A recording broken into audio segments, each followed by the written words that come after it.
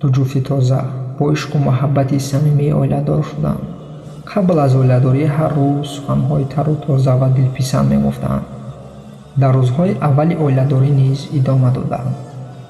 аммо баъди чанд муддате суханҳои пур аз муҳаббат ва эҳтиром коста гардид. нофаҳмии кӯчаке боиси ҷангу ҷидол ва қаҳр мегардид. шабе ҳарду нишаста суҳбат намуданд ва қарор доданд ки ба оиладорӣ хотима медиҳанд. мард гуфт: дар боға мо дарахте мешонем ва агар дарахт дар 3 моҳ хушк шавад ҷудо мешавем.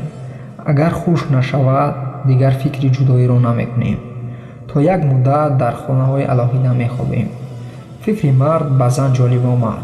суд дарахте гирифтанд ва якҷо дар боғ шинониданд. 1 моҳ гузашт, аммо дарахт заррае аз хушкиро надид. шабе зану шавҳар дар боғ рӯ ба рӯ шуданд. албатта ки дар дастҳояшон сатил пур аз об буд.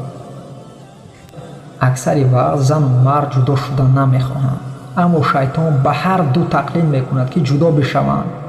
зану мард дар ин аснои номуносиб кибру ғурур мекунанд ва сабаби ҷудоӣ мегарданд.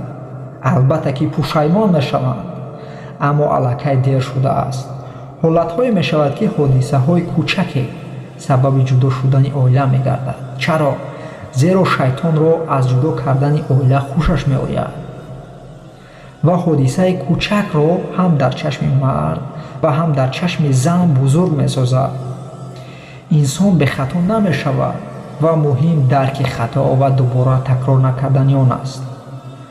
зану мард дар ҳама шароит бояд дар ҳаққи якдигар дуои хайр намояд. ҳар яке ба худ вазифаҳои мушкил бар сар дорад ва вазифаҳои якдигарро набояд сабук ва осон бидонанд. дӯстам, бародарам, хоҳарам, қадаме ки як умр туро ғамгинат месозад, ҳаргиз фикрашро макун.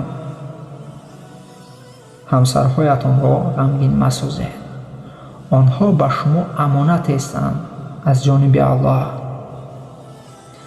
бар амонати Аллоҳи таъоло муомилаи мулоим бошед ва хубӣ намоед. маънои ҳадиси Муслим. ассалому алайкум ва раҳматуллоҳи ва баракотуҳ.